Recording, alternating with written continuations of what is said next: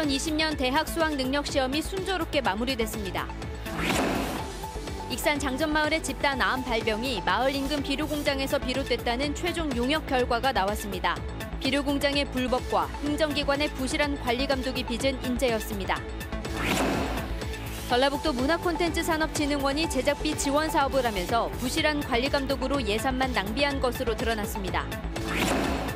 교통체증이 심한 전주 서곡교와 홍산로가 만나는 지점에 추진되던 언더패스가 10년 전 수달 보호를 이유로 무산된 뒤 대책 없이 시간만 흐르고 있습니다. 여러분 안녕하십니까? 2020학년도 대입 수능 시험이 오늘 전북에서도 61개 고사장에서 큰 사고 없이 치러졌습니다. 지금 이 시간이면 수험생들과 학부모님들 모처럼 편안한 시간 보내고 계시겠죠? 먼저 권대성 기자가 보도합니다. 3년의 노력을 쏟아부은 수험생들이 시험장을 나섭니다. 발걸음은 그 어느 때보다 가볍고 얼굴은 밝아 보입니다. 결과를 떠나 최선을 다했고 이제 끝이라는 마음에 후련합니다. 힘들었는데 과정이 그래도 시험 끝나서 너무 홀가분하고 좋은 것 같아요. 결과도 중요하지만 그래도 끝났다는 게 너무 좋고. 해방돼서 기쁘고 미용실 가서 파마도 하고 싶어요. 함께 마음 졸인 학부모들도 수험생들을 안아주면서 모처럼 편안한 마음입니다. 제가 애기를 길렀어요, 애기를. 그런데 벌써 그냥 이렇게 마지막 시험이고 아주 그냥 그렇기 때문에 뿌듯하고 감회가 새롭습니다. 마음 후련하기도 하시고. 네, 후련하고 가볍기도 하고. 시험 과정에서 큰 사고는 없었습니다. 다만 착각으로 다른 시험장에 가거나 시험장에서 턱을 다친 수험생 3명이 있었는데 무사히 시험을 마쳤습니다. 뒤늦게 노트북을 내거나 시험 시간이 끝나고 답안지를 작성한 수험생들이 부정행위로 처리됐습니다. 원서를 내고도 시험장에 오지 않은 비율은 10.8%로 지난해와 비슷했습니다. 시험 난이도는 지난해 수능과 지난 9월 모의평가와 비슷하거나 조금 쉬웠다는 게 대체적인 분석입니다. 수험생들은 가채점 결과를 바탕으로 수시 대학별 고사나 정시 지원 전략을 세우는 게 필요합니다. 잘 봤으면 상향 지원을 할 수도 있고요. 점수가 낮게 나오는 아이들은 자기의 점수에 맞춰서 가는 것보다 평소에 꿈꾸고 진로에 희망했던 그런 분야를 학과를 잘 찾아서 가야 돼요. 한국교육과정평가원은 다음 주 월요일까지 이의 신청을 거쳐 오는 25일 정답을 확정한 뒤 다음 달 4일 성적을 통보합니다. JTB 뉴스 권대성입니다. 입시 한파가 찾아온 오늘 아침 시험장 가는 길엔 매서운 칼바람이 몰아쳤습니다. 하지만 후배들의 응원과 수험생의 각오 그리고 어머니의 눈물은 뜨거웠습니다. 오정현 기자가 전해드립니다. 우리 선배 기살리자 입시 한파 칼바람을 뚫고 응원 소리가 진동합니다. 동안고 형님들 재수 없으니까 다들 한 방에 대학 붙으셨으면 좋겠습니다. 화이팅! 담담히 건네는 스승의 격려는 진심입니다. 긴장하지 말고 상상대로 화이팅! 그동안 응원 한번 나와주지 못해 쌓아놓은 마음의 빚은 교편을 내려놓고서야 갚게 됐습니다. 교장 재직할 때는 수능 감독 때문에 한 번도 현장에 못 나와봤거든요. 그리고 또 제가 마지막까지 가르친 애들이기 때문에. 어머니는 오늘 고사장에 2번째 왔습니다. 도시락을 놓고 내렸어요. 깜빡하고. 그래서 선생님한테 또 다행히 담임 선생님이 여기 계셔가지고 우리 새끼 제발 힘내고 마지막이니까 화이팅 하자. 내 새끼 화이팅! 아슬아슬한 수험생 호송 작전은 올해도 어김없이 펼쳐지고 퀵서비스 기사는 아침 일거리를 제쳐두고 얼굴도 모르는 동생들 실어 나르기에 나섰습니다. 저는 좀 기회가 안 돼가지고 수능을 못 봤어요. 근데 이제 그게 좀 마음에 한이 맺히더라고요. 그래서 이제 지금 제 동생들 같은 마음으로 자식이 위해 손 모아 기도한 게 오늘만은 아닌데 오늘은 특히 맞잡은 손에서 간절함이 묻어납니다. 시험을 마치고 돌아오면 어떤 말을 해줄까? 수고 많았다. 그렇게밖에 말 못할 것 같아요. 수고 많았어. 너무 수고가 많아서. JTB 뉴스 오정현입니다.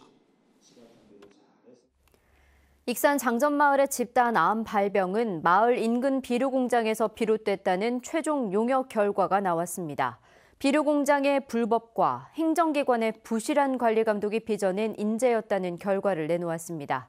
김진형 기자의 보도입니다.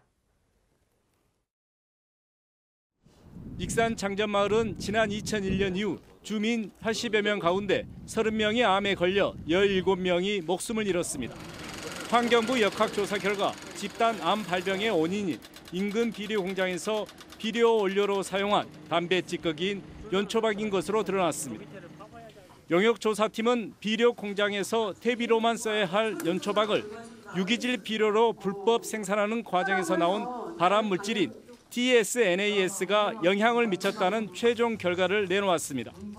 건조 과정 중에 휘발되는 연초박 내 TSNA가 대기 중으로 이제 배출이 돼서 장전마을에 영향을 주었고, 이로 인해서 금강림상과 주민 암 발생 간에 역학적 관련성이 있는 것으로 판단된다.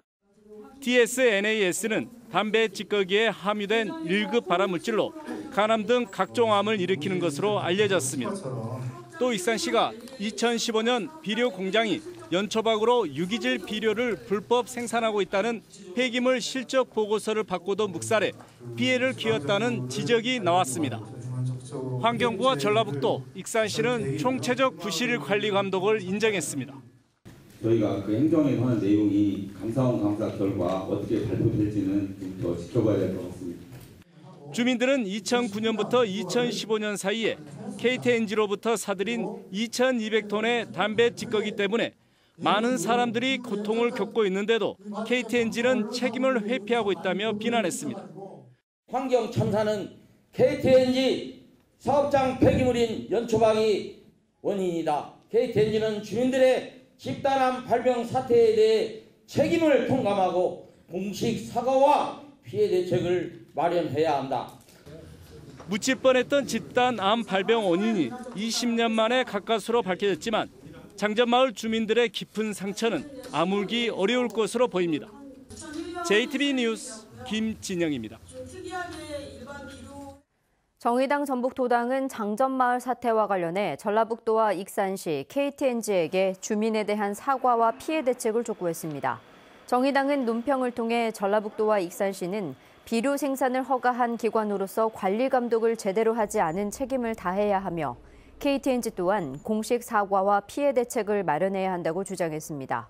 또 정부는 역학조사 과정에서 제기된 환경보건법 등 관련 법의 문제점을 파악해 법 개정을 추진해야 한다고 강조했습니다. 전라북도 문화콘텐츠산업진흥원이 제작비 지원 사업을 하면서 부실한 관리 감독으로 예산만 낭비한 것으로 드러났습니다. 어떤 사업은 한 차례도 시연되지 않았고 납품도 하지 못한 사업에 제작비가 지원되는 황당한 일도 벌어졌습니다. 이승환 기자가 보도합니다. 문화콘텐츠산업진흥원이 민간업체 8천만 원을 지원한 콘텐츠 테라피 프로젝트입니다. 경기전 영상에 미술품 사진을 겹쳐 투사하는 콘텐츠로 도립미술관에 설치할 예정이었습니다. 하지만 이 작품은 지난해 3월에 납품된 뒤 미술관 측이 완성도가 부실하다며 시정을 요구했고 지금까지 단 한 차례도 시연되지 않았습니다.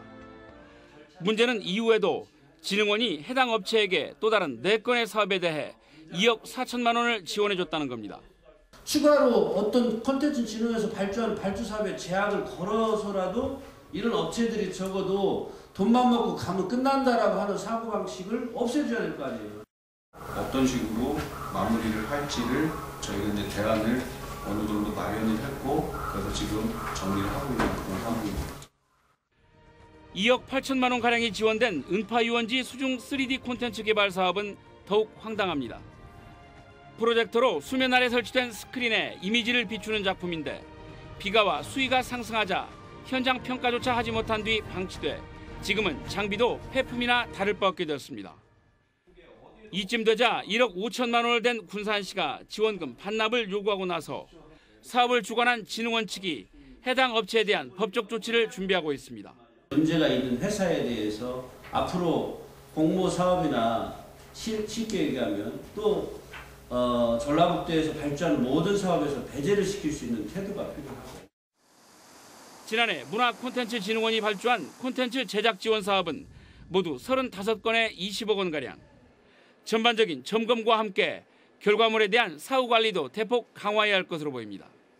JTB 뉴스 이승환입니다. 전라북도 국회의원 선거구 10곳 가운데 3곳이 통폐합 대상으로 나타났습니다. 중앙선관위 산하 국회의원 선거구 획정위가 국회에 제출한 자료를 보면 26개 선거구가 인구 하한선인 15만 3,560명을 밑돌아 통폐합 대상으로 분류됐습니다. 전북에선 이춘석 의원의 지역구인 익산갑, 이용호 의원이 있는 남원 임실 순창, 김종혜 의원의 김제 부안이 포함됐습니다. 최종 통폐합 선거구는 여야 합의 과정에서 변화될 수 있지만 조정 과정에서 전주 3곳과 군산 등 4개 선거구를 제외한 나머지 지역은 대부분 영향권에 들 것으로 보입니다.